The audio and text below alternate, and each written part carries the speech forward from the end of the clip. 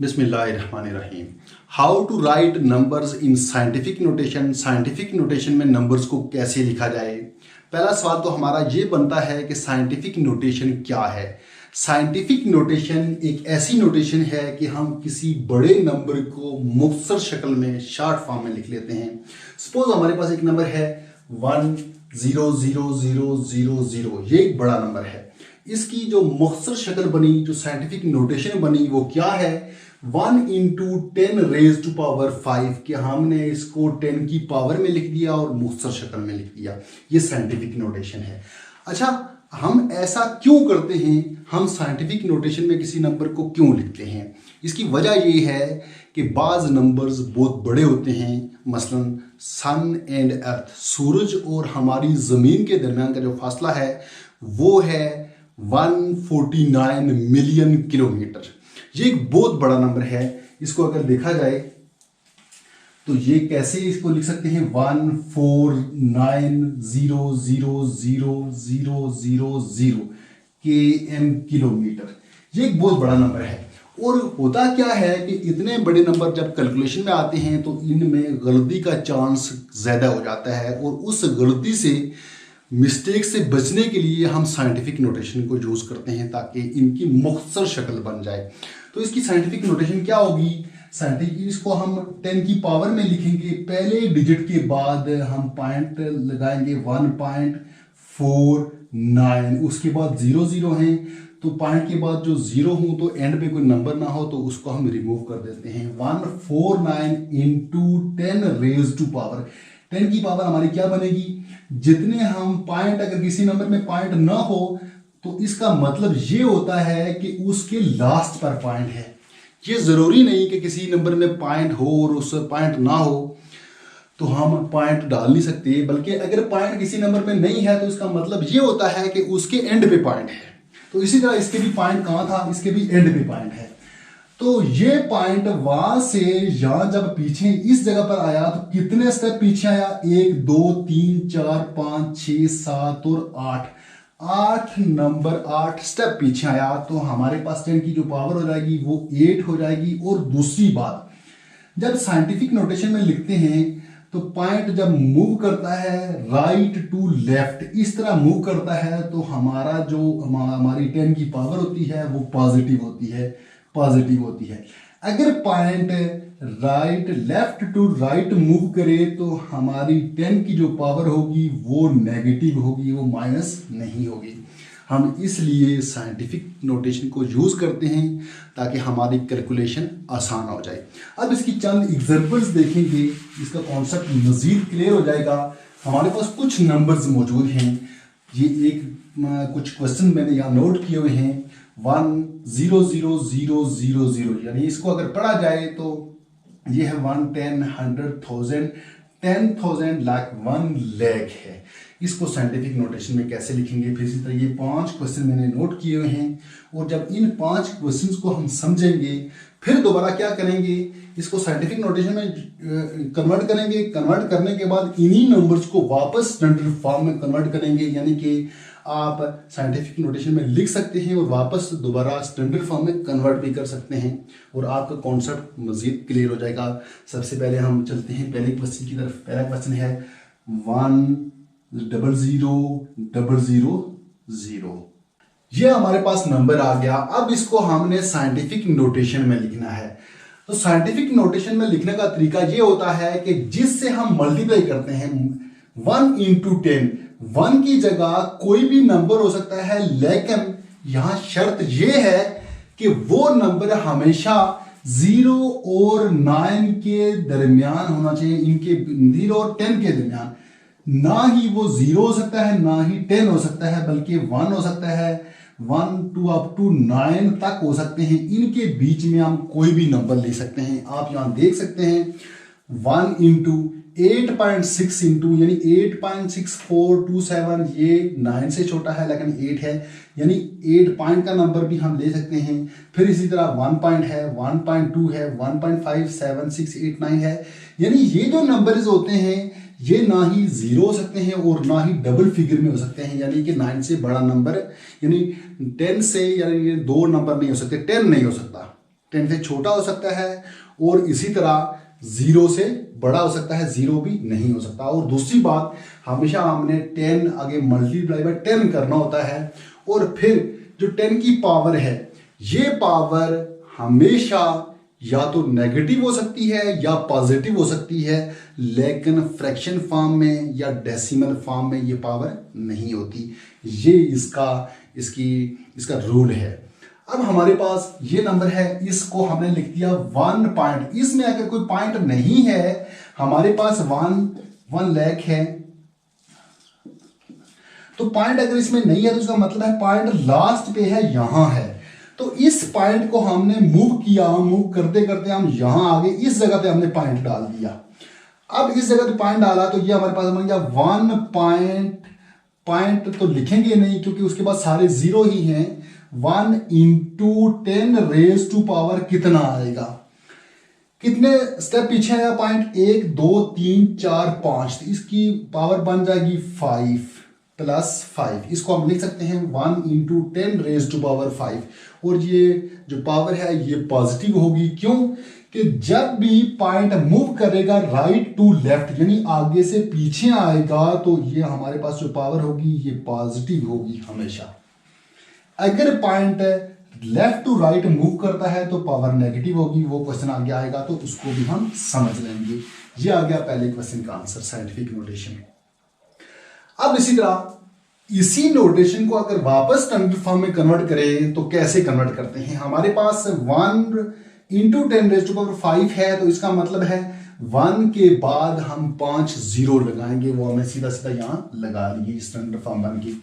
फिर दूसरा क्वेश्चन है हमारे पास, क्वेश्चन नंबर 2, 86427.5। हमारे पास ये है 86427.5। इसको हमने साइंटिफिक नोटेशन में लिखना है। तो पॉइंट हमारे पास ये है, हमने पॉइंट कहां पे लाना है, पहले नंबर के बाद लाना है, इस जगह पे पॉइंट लाना है। तो हमारे पास आ जाएगा 8.64275। इस पॉइंट को मूव कर दिया हमने इस जगह पे, यहां पे मूव कर दिया यहां। अब यहां तो हमने पॉइंट के बाद सारे 0 छोड़ दिए थे, लेकिन यहां सारे लिखेंगे इसलिए कि ये कुछ नंबर्स हैं, इनको छोड़ नहीं सकते। अगर 0 होते, लास्ट पे अगर 0 हो तो यहां 0 होते, तो उसको हम छोड़ देते, वो लिखने की जरूरत नहीं होती। अब पॉइंट हमारे पास यहां मूव हो गया 8.64275। कितने पॉइंट मूव हुए, कितने स्टेप मूव हुआ पॉइंट, 1 2 3 और 4 × 10 रेज़ टू पावर +4। ये इसकी साइंटिफिक नोटेशन आ गई। फिर नेक्स्ट चलते हैं, तीसरा क्वेश्चन है 152201। हमारे पास क्या नंबर है, 152201 हमारे पास नंबर है। इसमें तो कोई डेसिमल, कोई पॉइंट है नहीं है, तो इसका मतलब है इसके लास्ट पे पॉइंट है। तो पॉइंट मूव करेगा पहले नंबर तक, यहां हम लिखेंगे 1.52201 लिखेंगे। तो पॉइंट × 10 रेज़ टू पावर क्या होगी, पावर 10 की कितनी होनी चाहिए, जितने स्टेप पॉइंट पीछे आया, 1 2 3 4 5 6, 10 रेज़ टू पावर 6, जो कि हमने ये नोट की हुई है। ये इस तरह इसकी साइंटिफिक नोटेशन बनेगी। अब नेक्स्ट क्वेश्चन है 0.00000012। हमारे पास एक नंबर है। अब इसमें कितने 0 आ रहे हैं पॉइंट से पीछे, 1 2 3 4 5 6 7।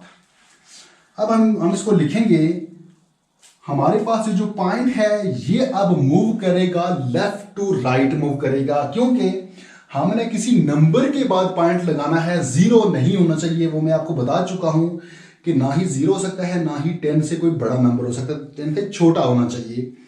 तो हमने पॉइंट कहां लगाना है, इस जगह पे पॉइंट लगाना है। तो ये हमारे पास आएगा 1 पॉइंट, हमारे पास जो नंबर है उसको मैं नोट कर लेता हूं दोबारा, 0.00000012 हमारे पास एक नंबर है। पॉइंट इसमें ये लगा हुआ है।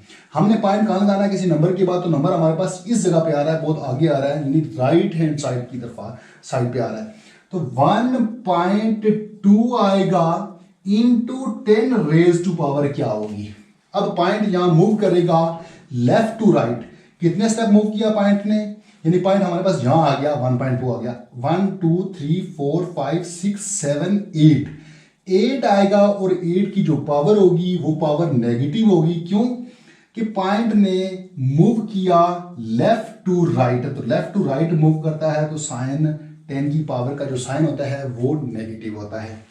ये आ गया हमारा नेक्स्ट क्वेश्चन। इसके बाद लास्ट क्वेश्चन है वो भी बिल्कुल इसी तरह से है, 0.000015782 हमने इसको साइंटिफिक नोटेशन में लिखना है।